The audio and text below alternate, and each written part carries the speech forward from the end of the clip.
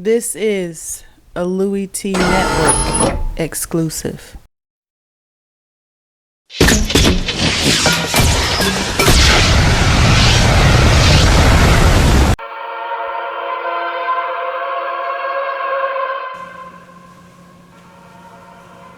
Who else could it be but me, your man, Louie Tee? Welcome, you are in the L.A.B, of course.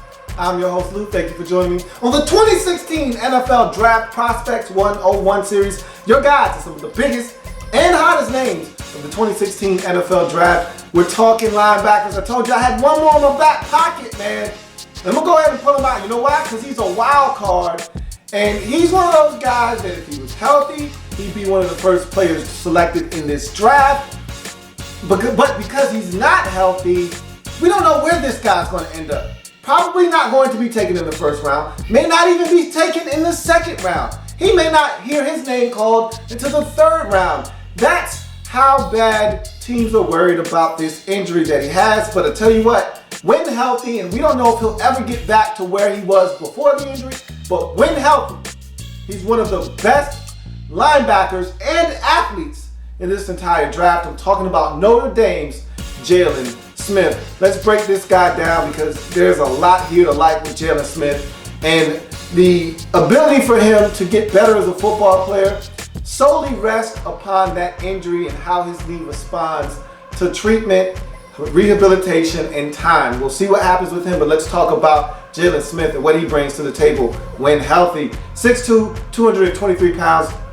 I've talked about how the NFL now, it's a different ball game, and look, he was 200 and about 5 pounds last year, and he bulked up to 223. So he may even be able to put on some more weight. Who knows?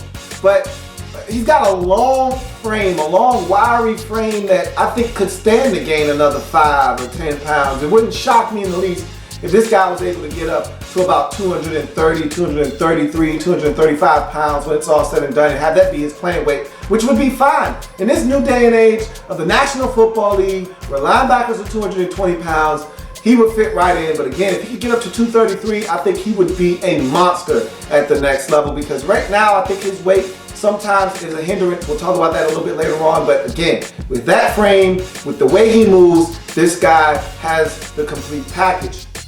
Explosive athlete. Explosive. I'm not telling you anything that you don't already know. You already know that Jaylon Smith is an explosive athlete if you've watched any kind of tape or even just watched him perform in a game. And he can move sideline to sideline, which is the next pro. He's got sideline to sideline range, elite lateral quickness, which is the pro after that. So I'm gonna go ahead and lump all three of these in. He's an explosive athlete that can go sideline to sideline with elite lateral quickness that does everything you're looking for on the football field from a linebacker, can get to a ball carrier from point A to point B, can go from gap to gap and make a play on the football. And so this is the type of player you're looking for if you're a defense and a defensive coordinator looking for a guy to change the game with just pure athleticism. Jaylon Smith would be your guy, and that's the type of athlete he is, a guy that can get to a ball carrier when he is on the backside of a play and take the proper angle and beat the ball carrier to the spot. That's Jaylon Smith in a nutshell. Great in space. When you talk about explosive athletes, the Miles Jacks of the world in this draft, a Jalen Ramsey, even a guy like Stuart Cravens, who may not be the best in terms of speed, but just being an athlete. You talk about guys that are great in space, Jaylon Smith is right up there among those guys in this draft. Just excellent change of direction, able to backpedal, able to run with guys. I mean, I watched him run with some drag routes and just eat these receivers up. And so he's great in space, which takes me to my next pro, coverage ability. He can drop into coverage. He's comfortable in space, so he's comfortable being in a zone, dropping into an actual zone drop and keeping his eyes keying quarterback and trying to make a play on the football. So he can drop into coverage. He's great in space. Again, all of these things go hand in hand with being a great athlete. He's versatile. That's the next pro. He came to Notre Dame as an outside linebacker. They moved him to inside linebacker. So he played a full year at outside linebacker, then played another year at inside linebacker. And he's a guy that they will also stick his hand in the dirt and make him a rush in on some third down passing situation. So you get a number of things, and I don't think he's even scratched the surface as an edge rusher. If this guy gets any kind of coaching as to how to get to the quarterback, I think he can actually do that well too and add that to his repertoire. So I think he's a very versatile football player that can come in and do a number of things, and with some coaching and some fine-tuning here, some fine-tuning there, can play a number of different positions on a defense. He can blitz, and that's something I thought he did really well at Notre Dame, and I think he can get better at that again. There's a lot of upside here with Jaylon Smith. Again, it's all dependent upon his health. However, we'll talk about that a little bit later on, but this is a guy that blitzed quite often at Notre Dame, and when he did, he was very effective at getting to the quarterback, not necessarily getting them down on the ground for a sack, but pressuring them, making them get rid of the football. He's one of those guys, if he comes free up the A gap, if he comes free up the B gap, you're not getting away from Jaylon Smith. He's not one of these guys that you're gonna outrun to the corner. If he has a bead on you, you have to get rid of the football or you're going down with sacks. So he's one of those guys that I thought was very effective when he did blitz. Stacks and sheds very well. He's one of those guys very aware of where the ball carrier is and does a great job of setting up blockers, holding them at the point of attack, and then getting rid of them when the ball carrier comes his way and making a play on the ball carrier and getting him down on the ground. I think he does a really good job of stacking and shedding at the point of attack. He plays with pop. And I think the one play that stood out to me was his hit on the Texas quarterback, Swoops, where he's out in space. You know, it's easy to make a guy miss out in space, give him a little shimmy, maybe a little shake, and then plant and then go the opposite direction. Well, he tried to shimmy and shake, and Jaylon Smith was having none of it, and he plants Swoops into the turf. Big hit. There's another play against Florida State where he finds the gap, and he was playing two gaps essentially. He was here, he was there, and it was dependent upon where the running back was going to go. Running back decided to take the B gap. He goes and finds him in the B gap and plasters him. That's the type of football player Jaylon Smith is. He plays with pop. Sometimes he'll come up to a blocker, have no intentions of touching the ball carrier, just looking to blow something up, and he will blow that blocker up, knock him back a yard or two, and really disrupt the timing of a play. That's Jaylon Smith. He plays with pop. He's a tackling machine. He's a guy that last 2 years in Notre Dame, over 100 tackles on the season. A lot of times, if he gets his hands on a ball carrier, he's going to find a way to get them on the ground, whether it's a shoestring tackle, whether he's running through them, whether he's escorting them out of bounds. Jaylon Smith does a really good job of getting involved in the play and making sure the play starts, begins, ends with him getting the ball carrier on the ground or out of bounds. His cons, however, there are some things that he can work on, and I think with all of these players coming to the next level, there are definitely some things that they can work on.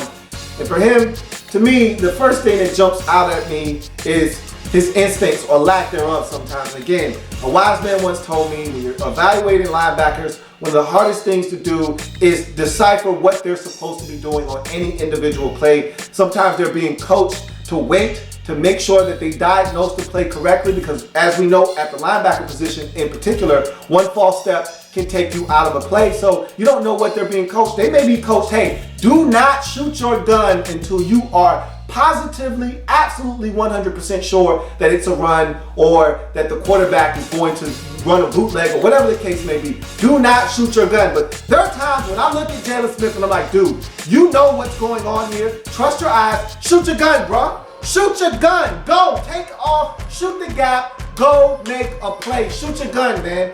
And look, you can't hit a target that you don't shoot at.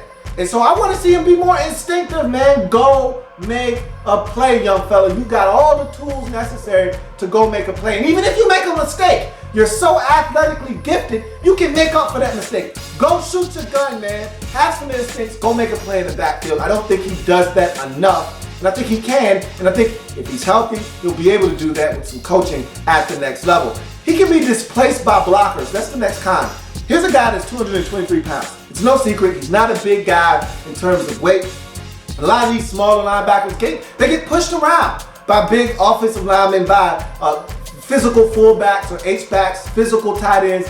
If they don't win at the point of contact, they are going to get pushed around, and Jaylon Smith is one of those guys that he'll get pushed and sealed to the outside. If he doesn't get there early and do his work early and extend those long go-go gadget arms that he has, if he doesn't do that, he's going to get mauled and jacked up and pushed outside, and they're going to run right at him. And so that's something that he needs to be a little bit better at, is finding a way to sandbag it and sit down and have a little bit more girth at the point of attack when he engages with blockers.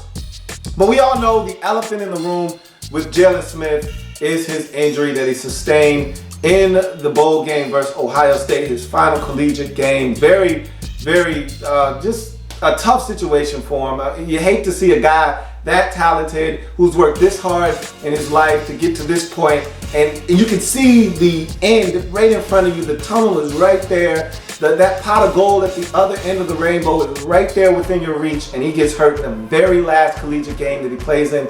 Tears his MCL and his ACL. He was walking right around the end of February, which is right around the combine. He was walking without any assistance, no crutches, any of that stuff. But the test results showed at the combine, when they checked him medically, that there was some nerve damage there that scared some teams off. And so no one's really willing to commit to making Jaylon Smith a first-round pick. Someone's going to take this guy. He's too talented. And with modern science and technology, I feel like he's going to be back. It's not like he blew out one of his tendons or anything. It's not like he did something like an Achilles, or he blew out something like a patella tendon. And that's the one that really scares me, when guys start messing up patella tendons. It's not like he did that. ACL, MCL, to me, that's a common injury now with players, and we've seen guys come back better than ever, i.e. Adrian Peterson. So, look, everyone's different, and all guys heal differently. No two athletes are the same, so we don't know what his situation is going to be, but I feel like if I'm a team with the luxury of taking a guy like a Cincinnati, and that's what the Bengals did with a guy like Cedric Aboyi last year in the first round. I'm not saying spend the first rounder on him, but if you're a team like Cincinnati, where you're a perennial playoff participant, I call them triple Ps, you're a triple P like the Bengals are, where you're in the playoffs every single year, and you have a luxury to be able to draft and stash a guy, why not? Why not take a flyer on this guy? And if he comes back healthy, it will pay you dividends beyond your wildest imagination. So I think that this is a guy that I would love for a team that has the capability to do so, to spend a pick on him, put him away, don't even worry about him in 2016, and see if this guy can come back like an uncaged beast in 2017. And if he does, you'll be the one smiling, because you would have reaped the benefits of getting a top 5 player in this draft in the second or third round. That's Jaylon Smith and his draft prospects breakdown. If it happens in the National Football League, whether big or small, we cover it all here in the lab. And come back and join me as I continue to break down anything and everything National Football League. I'm moving on to some of those big nasties on the defensive line, one of the deepest positions in the draft. Let's jump into the D-line coming up next. See you next time. There's plenty more where that came from. While you're here, subscribe to the channel.